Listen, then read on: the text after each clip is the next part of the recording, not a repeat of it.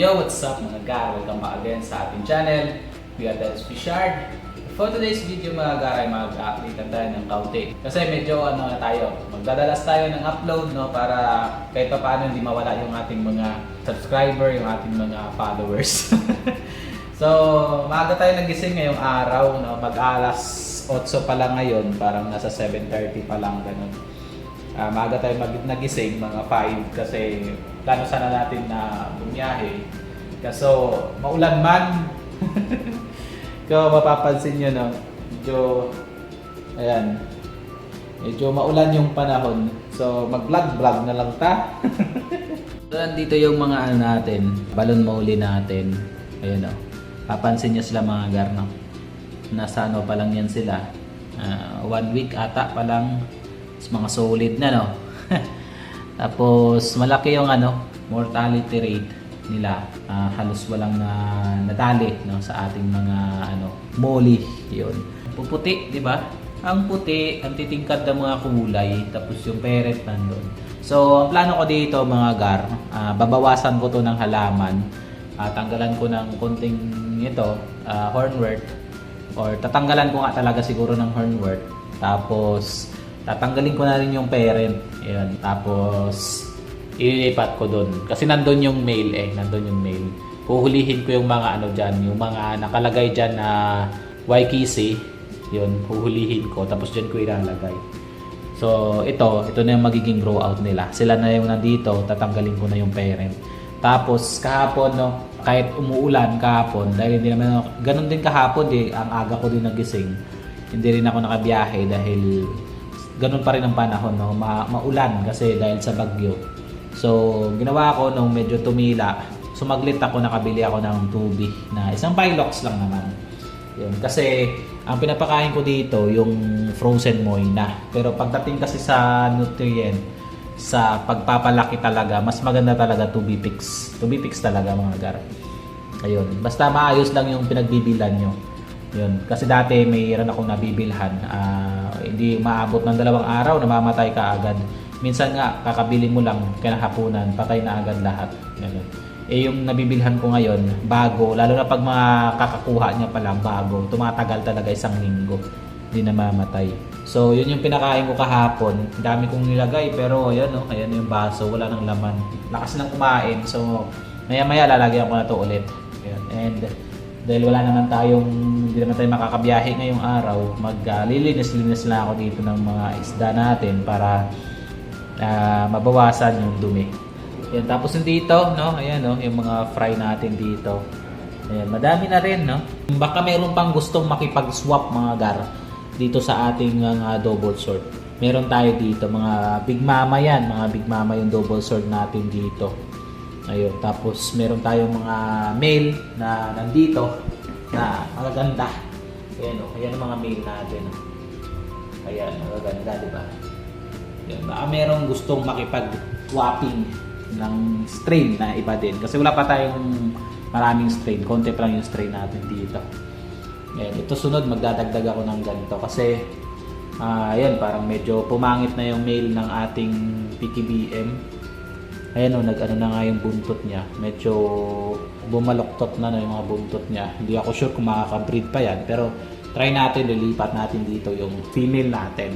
As ito, yan o. Ang ganda niyan. Diba?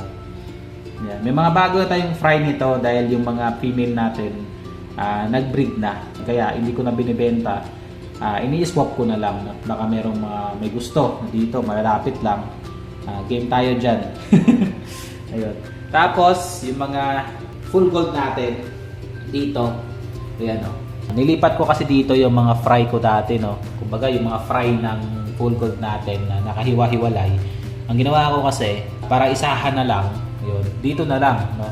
Kasi nagkaroon ito ng mga fry, hindi naman nila kinain. Pero, parang kumonte. Pansin ko din parang kumonte. Nawala yung mga parang mahihina, yung maliliit na mahihina, nawala. So, okay lang din yan, no? Para ang matira, yung mga malalakas. No? Yung sabi nga ng survival of the fittest. Actually, madami pa naman na yun. No? Pag nasanay yan sila, itong mga malalaki, yan, no? Big mama na yung dalawa. So, nabawasan na yan ng isa kasi nagka-dropsy. Yung isang female. Pag nasanay na yung dalawang yan, yung mga malalaki, Hindi na yan mangangain ng fry. Pag nasanay na silang may ganyan, may kasamang fry. Ayun. Tapos, ayan, naka Tubi Pix din yan. Kaso ito kasing mga fry natin ng Full Gold, hindi pa sila gaano sanay na kumain ng Tubi Pix. Kasi ang gusto nila, yung ano pa talaga, yung BBS. Kaya ang ginawa ko dito, hindi ko na rin sila pinifeed ng BBS. Nahayaan ko na lang din na kumain sila ng gano'n, no? Pero hindi pa sila ganong sanay. Siguro ano pa lang, pa-practice pa lang. Palaunan masasanay din yan. Yun. Tapos dito, yung pea dirt natin, medyo bumagal yung kain nila. May nakita akong may sakit na naman. Itong pea dirt talaga natin, medyo ano talaga to. Kahit yung mga dati ko pa, ilang beses na rin akong bili ng pea dirt. Mabilis talaga sa dapuan ng sakit. No, masailan talaga yung pea dirt. Meron ako nakikitang may pop eye. Ayun, so lihin na naman natin yan mamaya. So ito less focus naman na to kasi parang ganyan nangyari Pero may mga magaganda naman. Ayun tulad niyan magaganda. Yung nagbi-breed na sila. So ito lang mamaya iayusin natin to, ulihin natin. Tapos nandito din yung anak ng pea dirt koi natin, pero ang nakikita kong koi ay dalawa lang, no? Dalawang koi, pero parang mga sila, mga female. Yun. So nilagyan ko to kahapon ng Tubi Pix and mapapansin nyo, wala na. Bilis na maubos. Tapos itong iba walang mga laman. So lilinisin ko na lang yan. And pagka meron tayong pwedeng ilagay natin dyan. Tapos yung mga beta natin, ito hindi gumagawa ng bubbles. Yan. Siguro sa panahon, dahil malamig, no? Maganda kasi mag-breed ng beta, tag-init. Tapos ito, okay na sana ito, pwede na sana ito i-breed kaso walang maayos na male. And hindi rin maganda to, hindi rin siya maganda na din, hati din yung kanyang keeping lang din. Ayan. Tapos yung mga monster fish natin, kailangan na ng linis. Ayan. So ito, nilagyan ko rin to kahapon ng Tubi Pix Ayan, medyo kumalat lang yung Tubi Pix pero nakadami sila ng kain. Ayan, lumalaki na rin yung natin, Ayan, ayan, ang medusa. Lumalaki na rin siya. Ayan. So, malaki sila sa lugar na to dahil dalawa lang sila. Tapos yung natin, YKC. Ilagay natin dito mamaya yung mga huli natin na YKC para dumami sila dyan. And napapansin ko, may mga fry, may mga fry siya. Yun, nag-breed na rin sila, kahit pa paano. Yun. So, ayan. So, before tayo before natin tapusin tong video, kamustahin muna natin yung mga tropa natin dyan. Dahil tag-ulan na kasi, lalo na yung mga nasa outdoor setup, kamusta yung mga isda nyo. May pros and cons din kasi yung tubig ulan sa mga isda natin. So, ang pros niya dahil tubig ulan, wala siyang chlorine, Kaya okay siya sa mga isda natin dahil wala siyang chlorine, tapos mako-consider siya as soft water. Kasi yung mga tap water, mako-consider kasi yan siya na parang hard water kumbaga. Kasi dahil madami siyang mga heavy metals, marami siyang mga ganon. Maraming mga component. May chlorine pa yan. Yung tubig ulan, wala. So, matatawag siyang soft water. Yung negative effect niya naman, hindi mo makokontrol yung pH level ng ulan na yon. Tapos, pag dito ka sa mga syudad, tulad dito sa Maynila, yung ulan, na minsan mataas yung acid content niya dahil sa pollution dito sa Maynila. Ang nangyayari, na-absorb yun ng tubig ulan, kaya nahahalo siya. So, nagiging toxic din ba minsan-minsan yung ulan. Kaya yun yung isa sa mga cons ng tubig ulan. Tapos, pagka yung yung tubig ulan, tapos na pupunta doon sa mga isda mo is dumadaan pa siya sa gutter, sa mga bubong, minsan may mga pollutants din, may mga heavy metals or may mga ibang bagay na sumasama tapos napupunta doon sa mga isda natin. Kaya minsan may mga times na pagka outdoor setup tapos ganito tag-ulan, parang madalas nagkakasakit yung mga isda natin. Pero yung gapi kasi, mabilis naman yan sila mag-adapt sa kanilang environment. Pero minsan hindi lang natin maiwasan na nagkakaroon ng sakit. Ganun kasi yung mga nangyayari. Yung sa akin, so bago pa nagtag-ulan, na-observe ko na dahil nung Nakalagay pa sa labas no itong setup natin na to, di ba? Bago natin to ginawa dito sa loob. Naka-setup muna to sa labas, di ba? Kung maalala niyo yung mga previous video natin. So, yung pinakagilid, kumbaga parati na uulanan, itong pidirt natin. So, ang nangyari, nagkasakit. So, bago pa naging tag-ulan, nung umuulan-ulan pa lang, nagkasakit na kaagad siya. Kaya napag-isip-isip natin na parang hindi maganda na ilagay doon, na manatili doon yung setup natin. So, ginawa ko, nilipat ko dito sa loob, dito sa room na to na hindi naman to nagagamit. Nilipat ko yung setup ko. Kaya, para sa akin, naging safe siya, no? Naging safe sa ngayong tag-ulan. Yung magiging problema na naman yan dito pag dumating yung tag-init. Pero next year pa naman ang tag-init, di ba? Hindi pa naman, tag-ulan pa naman ngayon. Hanggang December pa ata ang tag-ulan. So, next year na naman yung magiging problema. Pag tag-init kasi, dahil room ito, no? Medyo elevated yung init, no? Pag dito sa loob. Kasi, kulog, no? Ganon. So, mangyayari naman yan, bubukas-bukas na naman ang bintana para magkaroon ng constant na flow ng oxygen. Kasi pag mainit yung isang room, di ba? Parang numinipis yun yung oxygen level ng pag mainit. So, yun naman magiging problema nito. Ganon. Ngayon, tag-ulan, wala pang problema dito sa mga isla natin kasi hindi naman siya nauulanan. Ayun, tapos naka-stock water naman yung ginagamit natin dito pag nagwa-water change tayo dito. So, constant lang talaga to na paglilinis.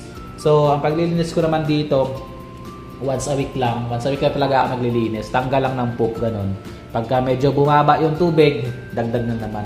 So, meron palang nagtanong sa atin kung hindi daw ba, napansin niyo daw kasi na punong-puno yung mga tub. Meron kasi iba na maano lang yung tub, mababa lang yung tubig. Natatanong siya kung hindi daw ba tumatalon. So, di pa naman ako nakaka-experience ng pagtalon ng mga isda natin dito sa ating setup. Hindi ko alam kung bakit, pero di pa ako na-experience. Siguro dahil malaki, no? Malaki yung mga lagayan natin. Tapos may mga halaman. Dahil siguro diyan, no? Kasi nagiging tumatalon lang naman yung mga isda natin kung hindi sila hindi sila komportable doon sa kanilang tirahan. Kaya nagiging jumper sila. Ganun lang naman ang nangyayari. Pag example, hindi sila satisfied or stress sila doon sa sa lugar na kung saan sila. Dito kasi ako lang naman ang pumapasok dito, tapos si Mrs. minsan pumapasok pag siya yung nagpapakain. Hindi siya masyadong, kumbaga walang tao masyado. Ayun, pag nagpapakain lang or nag-video, saka lang tayo pumapasok dito. So hindi sila masyado stress.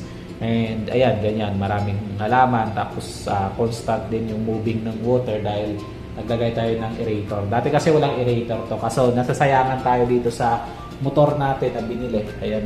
Mahal pa naman yan. Nasa 1.5 yan ang binili natin yan sa Cartimar. Tapos plus pa itong mga yung mga yan. Mga air stone. Tsaka itong hose. No? Medyo gumastos tayo dyan ng mahigit 2,000. Tapos pag hindi natin kasi yan ginamit, masisira lang din yan. Kaya ang ginawa ko, ginamit ko na lang. Ayan. Pero pinapatay ko yan sa gabi bago matulog. Sa umaga ko lang yan pinapaganyan. Sa gabi, pag natutulog na, pinapatay ko yan para makatulog din siguro ng maayos yung isda. Kasi hindi gumagalaw yung tubig. Yan. Ganyan lang. Ganyan yung style natin dito. So, dyan na lang yung video natin mga garno. Konting update lang tayo dito sa ating fish yard. Tapos, nagbigay tayo ng konting kaalaman tungkol dun sa pag-uulan. So, kagandahan lang nun siguro, kung hindi ka sigurado kung maganda ba or hindi. Kung okay ba na tuloy-tuloy lang na pauulanan yung mga setup. May mga times din kasi na hindi. Pwede mo lang dyan gawin kung ayaw mo na mahaluan siya ng tubig ulan na ganun kadami. Siguro takpan, lagyan mo lang ng takip yung mga tanks mo. Or kung wala kang pantakip, pagkatapos ng malakas na ulan, constant lang siguro na water change, ganun siguro. Yung dagdag, bawas, ganun lang.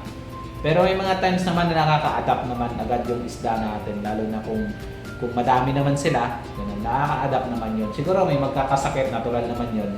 Kahit nga sa mga indoor, kahit hindi nga naulan na nagkakasakit, di ba? So, sa lang siguro yun. Depende na lang yun sa isda. Ganon. So, nandito na lang yung video natin mga gar. Hanggang sa muli, ito yung kuya tayo sasabing to God be that glory.